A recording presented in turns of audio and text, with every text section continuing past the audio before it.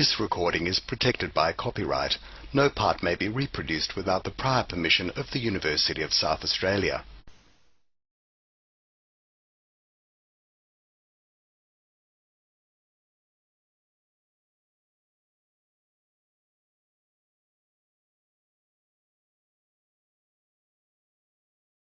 Our third speaker this afternoon is Lara Torr, who's a visual artist and arts worker and program coordinator at Vital Statistics, which I believe celebrates its 30th birthday next year. So let's make Lara welcome. She's going to talk to us about Cutaway, a story.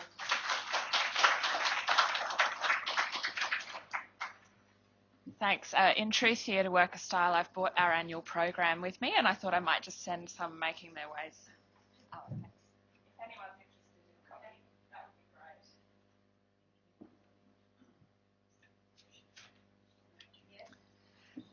For those who don't know, Vitals is a theatre company based in Port Adelaide and is turning 30 next year, and so am I. So I like to think that the company will spend the whole year celebrating my birthday. That's not, in fact, what will happen. Vitals was formed by Margie Fisher, Roxy Bent and Ollie Black to produce challenging visionary theatre very much around a community cultural development type framework. And Vitals has always been committed to, I guess, feminist ideas. It was a women's theatre company for a long time, and we now work more in what we call a boutique producer-presenter model, which essentially means that we assist independent artists to get their work on stage. When we say on stage, it's quite an unusual thing to come to a show at Vital Statistics. Oh, sorry. Can I speak up? It might not be on.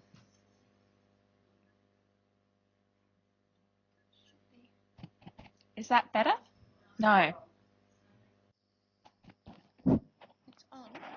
It just won't. Shall I just stand closer to it? All right.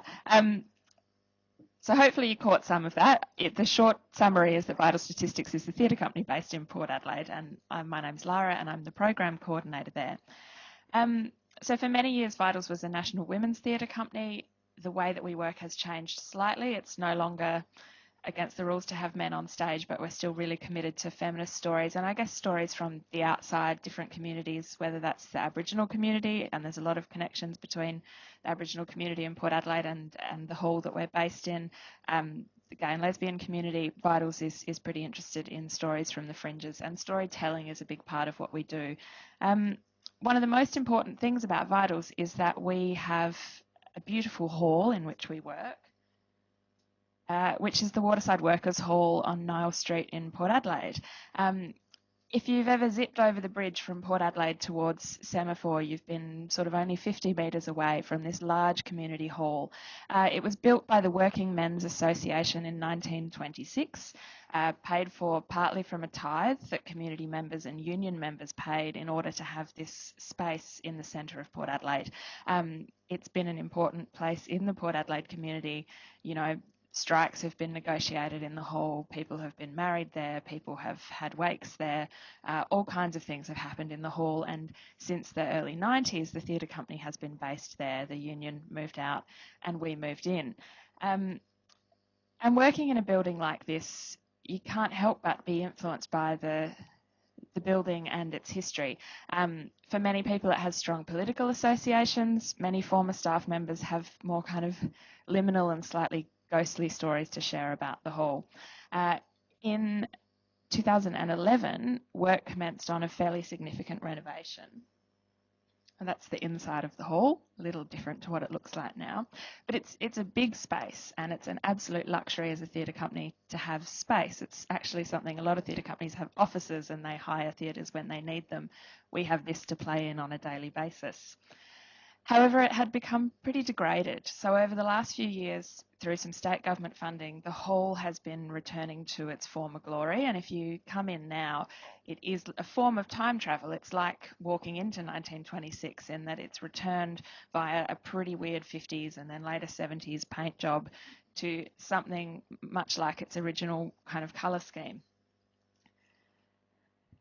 And that process of renovation and reflecting on the building led to a project we've been working on over the last 3 years called Cutaway. So drawing on the idea of an architectural cutaway, which is one of those plans where you can see both the inside and the outside of a space at the same time. Cutaway is both literally a theatrical and creative exploration of the hall and the history of the hall, but more broadly it's about the communities that have spent time in the hall and Port Adelaide more broadly. So let's get up to the right spot. I've got a couple of clips to show, so if someone wouldn't mind doing the lights in a minute. Cutaway has been happening over 3 years. In the first year, which was 2011, we created a work called Cutaway, an installation, and we worked with artists and creative practitioners from a range of different disciplines. So it wasn't a theatre show in the sense that everyone sat down and watched something on a stage. It happened over a number of weeks and there were different elements. It included a living library of people with a connection to the theatre company or the hall who generously gave their time to come and sit in the space as members of the public could come and engage them in discussion. It was the 85th birthday of the hall in 2011, so artist Sasha Gerbich, who works a lot with digital media, interviewed members of the community who are 80 years or older, and she presented their stories on a series of televisions which were positioned in what we call the supper room of the building, on little tables dressed with kind of 1950s Australiana tablecloths and a set of headphones, so people could come in and sit down with an octogenarian and hear from them, albeit in digital format, a little bit about their experience of the space and the community. Artist Jason Sweeney, who's in New York right now, he gave a TED talk yesterday about his Stereo Public project, which is about mapping quiet spaces in Adelaide. He works a lot with sound, and he did a live work where people were invited to send him just a few sentences about an experience they'd had at Waterside, and he turned it into these kind of artwork responses on demand. That's a very brief overview of a large project, but I'll let it speak for itself and show you a clip.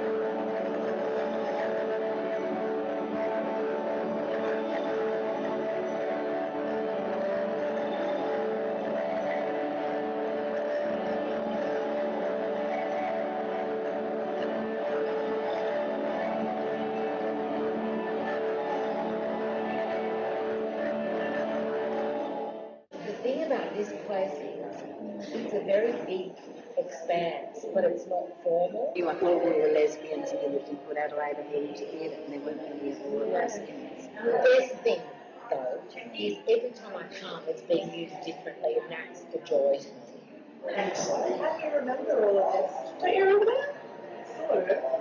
It was during the 60s with the political fight for Aboriginal rights that the Wharfies began to help the Aboriginal people with the Communist Party.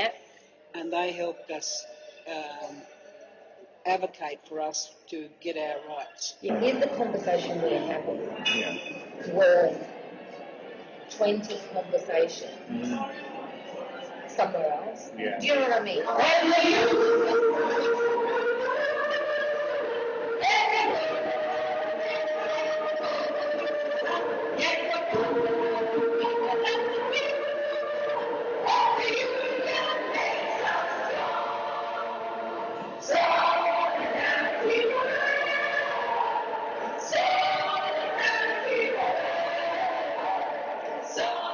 I'm fairly new to this area, so one of the real spin-offs of Cutaway for me has been finding out about the port and its history, which has been fabulous. I'm so pleased I'm living up here now.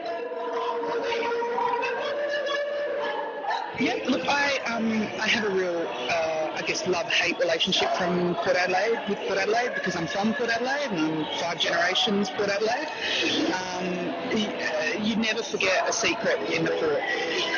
Everything's remembered, so that's the love-hate. Yeah.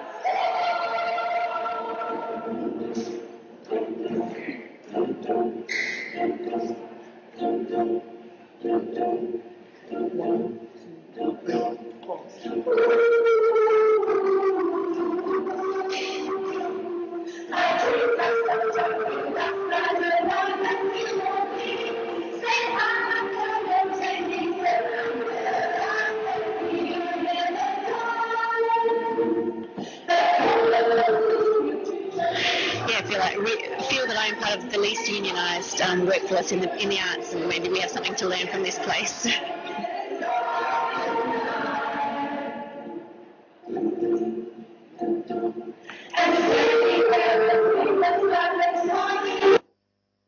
The full clip is available on YouTube if you're interested, and that final shot is an installation by Gail Mellis, who's a theatre designer, and she lined the floor of the hall with salt, and that idea that salt kind of cures things and locks things in, and so these footsteps in salt, she had hundreds of pairs of worn shoes across the floor of the hall.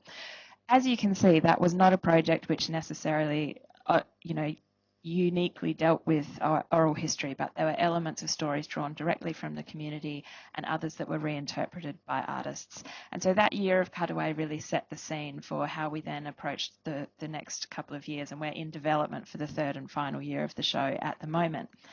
Last year we produced a work called Cutaway, a portrait, which very specifically dealt with oral history, and we worked with a director from Melbourne called Rosalind Oates, and Rosalind works with verbatim theatre, but specifically with a way of presenting oral histories called headphone verbatim theatre. Part of that model is based around the idea that the actors are not given a paper script. The actors are given an audio script. So in the past, Ros has gone around and interviewed people and gathered their stories. One of her best-known works was with people involved on both sides of the Cronulla riots in a work called Stories of Love and Hate. So she interviews people, gathers these MP3s, and then starts to look for the kind of threads that link the different stories together and edits them into an audio track, which is then given to actors through a headset and an iPod, and they reproduce word for word, breath for breath, stumble by stumble, the voice print, which is what Ros calls it, that they hear through their ears. So it's an interesting contrast in that it's about allowing those kind of fumbles and stumbles to remain in the presentation. The actors are encouraged to literally kind of breathe in sync with the material that they are presenting. We've had a lot of interesting discussions in the course of presenting this work about why a director would make a decision to leave that stuff in, why she doesn't work with transcripts, and what that potentially offers an audience in their experience of the work. One of the ideas is, with all respect to actors and performers, that an actor's job is usually to interpret and to bring a level of, greater understanding or creative interpretation to a work. The director of Cutaway, a portrait, feels that there is enough kind of content and grit and texture in these audio recordings to start with to actually ask the actors to do the opposite to their usual process, which is to just let it flow. So they are, in a sense, channeling these voices that they hear through the headphones. The actors are asked not to memorise the content, because when you memorise something in that way, I think we all do it with the way we maybe answer the phone at work, where you just kind of go, Vital Statistics Theatre Company, Lara speaking. It could be a song. I could be singing Mary Had a Little Lamb. I don't stop and think about every word as I say it. So, of course, the actors become familiar with the material, but there's this desire that it also washes upon them a little bit fresh each time. It's a really interesting way of presenting stories, and we found it was very compelling for the people who were interviewed to feel that their story was being honoured in quite an entire way. We convened a team of community members who went out and interviewed people from the Port Adelaide community. They all had some connection to Waterside, but it didn't have to be about telling stories about the hall. It was a more general approach to the community that we work in. in that year, we decided to kind of skew the questions so that it wasn't all about looking back into the deep past of the unionised workforce in Port Adelaide, and acknowledging that recent histories are quite important as well. We didn't just interview older people in this instance. We also interviewed, some 16-year-olds. So we had a real contrast between what a 16-year-old, who's about to finish high school feels about their community versus an 85-year-old who's been living there their whole life. A classic anecdote when people hear about the Waterside Workers' Hall is that Paul Robeson performed there in 1960, which is a great story. His passport was confiscated. This is it in brief. The great American singer, actor and civil rights campaigner who showed his support for Stalin and had his passport confiscated by the US authorities, and waterside workers around the world campaigned for him to have his passport restored. When that happened, he went on an international tour. He had a clause in his contract that said, you can only perform the ticketed shows that we have booked. And if you want to do any other performances, you cannot perform with an accompanist. So Paul Robeson came to Waterside and performed for literally hours in 1960, unaccompanied, and allegedly all the shops shut in Port Adelaide because everyone came to Waterside for the free concert which he put on to honour the Waterside workers. That's a great story. It's also a really well-known story. And so we were interested in kind of getting away from those, well-known community anecdotes and into something a little more personalised.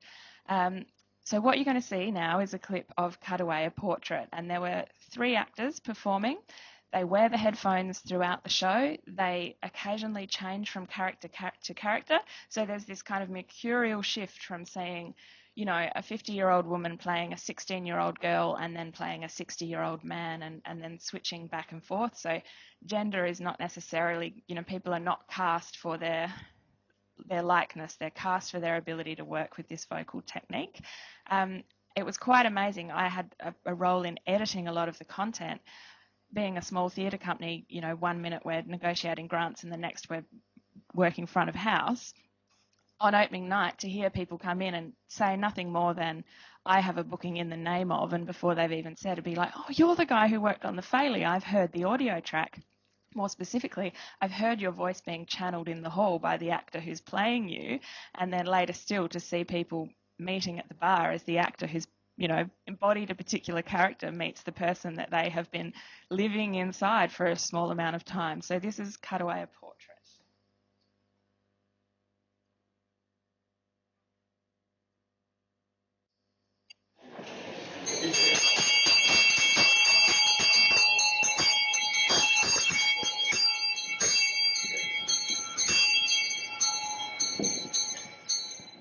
Everyone's in Marlin say, see me! See me on the Bailey. Been out for a catch-up lunch today. Got ourselves well fed. Should be interesting. I've often thought that whenever we all get together, stories come out, and none of it is ever recorded. No one knows the stories other than us. Yeah, the trouble is, we worked out at lunch today that most of the stories that we know are probably not valid for public comment. We went through the drive-thru. Yeah, I was just the only place in the floor that would sell us alcohol. Because we didn't have licenses back then. We drove through in our bikes. stocked up with alcohol, and we'd go through the walk with these 2 brands. Paper bags, clear as day, there's alcohol in them. We're like, oh, no bags to put it in. Driving our bikes home. Oh my God. They still served us on bikes. And it's $900 to ring an ambulance, and I'm not in the ambulance fund. It'd be $30 for a cab, and I was busted at the time. I had no money. I went, oh, fuck it, I'll take the car. Put a pair of shorts on, a blue singlet. I hadn't had a shave for about 12 days. I presented at the Queen Elizabeth Hospital, and they thought it was a drunken bum. I waited for 5 hours, but when I saw the doctor, his advice was to go home, have a shower and a shave, and go and see my GP in the morning. We know some knitters. And some crocheters. Yes. And they had a lot of helpers, and then one Friday night, boom, there it was, all up. Everything, even the statue had a scarf and a hat to warm her up. The police actually turned up. Yes. But that was more or because they come down to Lipson Street because they couldn't work out why there were so many people. Oh, we've just lost the sound.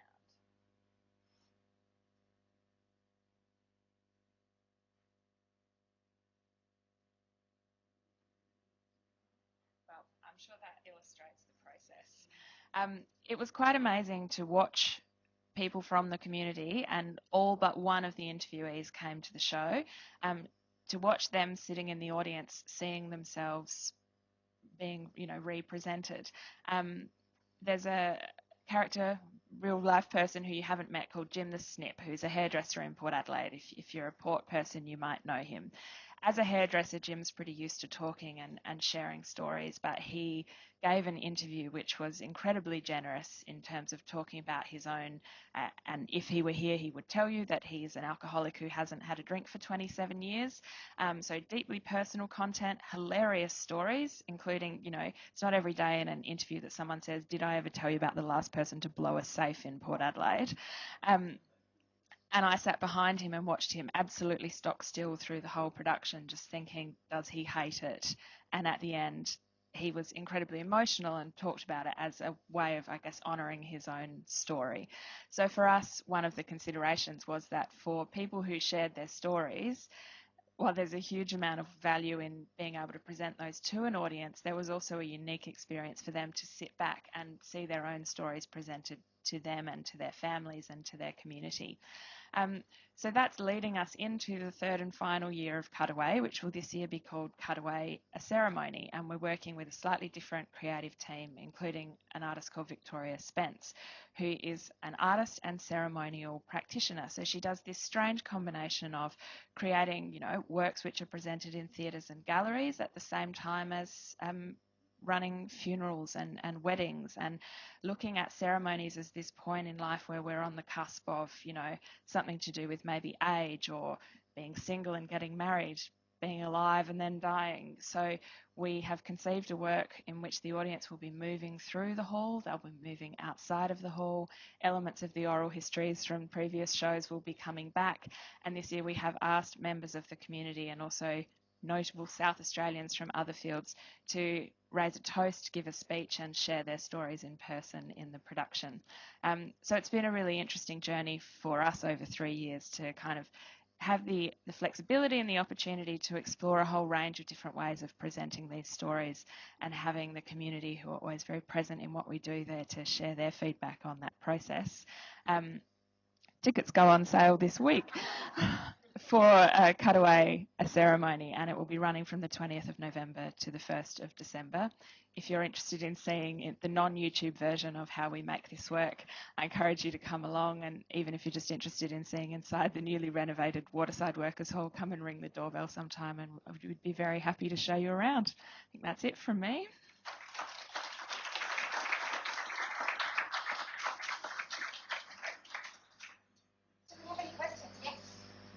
Yes, thanks very much for that. I'm good. Just before I ask my question, just a little corollary to the Paul Robeson story. I'm told that he got it done if you're in the mood prematurely before the rest of that spring. Wow. Said something about yeah. He was amazing. And the other thing, because the Paul Robeson stories go on and on, he was the first person to perform at the Sydney Opera House, but the Opera House hadn't been built. It was the cleared construction site, and he went and sang to the workers on the site. So he takes the cake for first performance, although technically there was no Opera House at the time.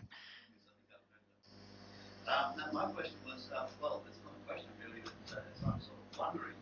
I find that process of getting actors to listen to the voice and to try and reproduce it fascinating. And I think you said that you went through quite a few people getting to the people who could actually help to actually do it. And I'm wondering how the actors felt about what sort of feedback you were getting from those who were successful in doing it and others who were not. How they felt about trying to do that. They had a range of different experiences. So the woman with the short curly grey hair is Katia Molino, and she's worked with that director over many years in many different shows. So she's really comfortable in the process.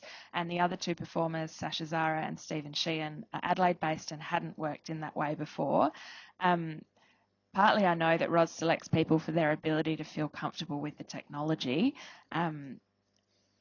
but I think they all found it quite interesting and in some ways, you know, even physically different, because it's really a process that is going against the grain of their usual practice. But they were very open to it and enjoyed it, and I think, you know, had a lot of positive things to say about.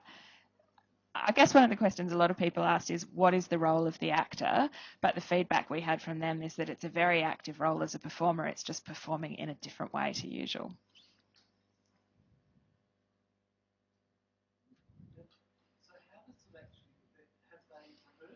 They have rehearsed, yeah. So they've heard the content and quite a number of times before they perform. They are all queued up, so they don't each just have individual iPods and press play. They're running through a splitter so that they are all hearing the track all of the time. They know which voices are theirs, and they're basically half a beat behind what they hear in their ears.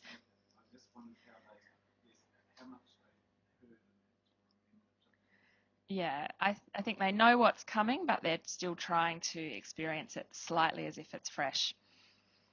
Can I share that Murray Nichol, the late Murray Nichol in South Australia, who recognised as a reporter, used to use that method for his stories,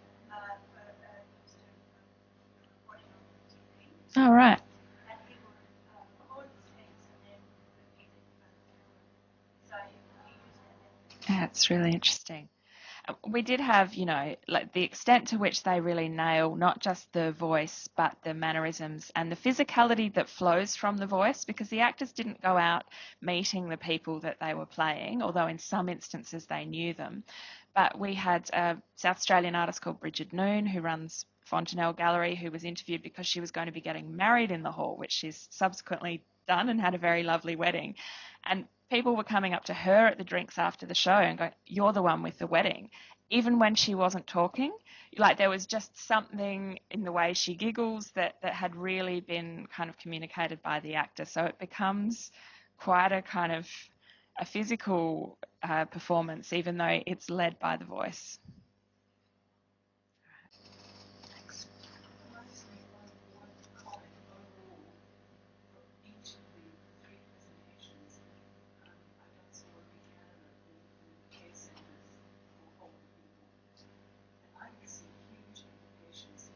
Mm.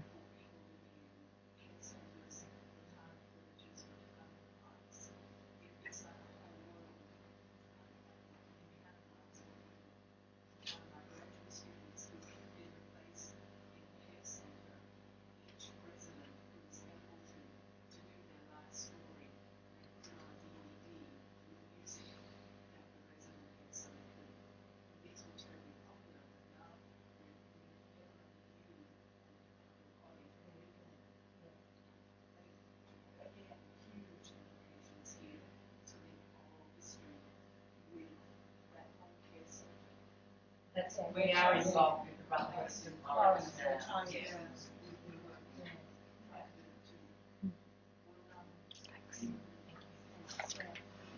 And I think that takes us almost up to time. We don't want anything to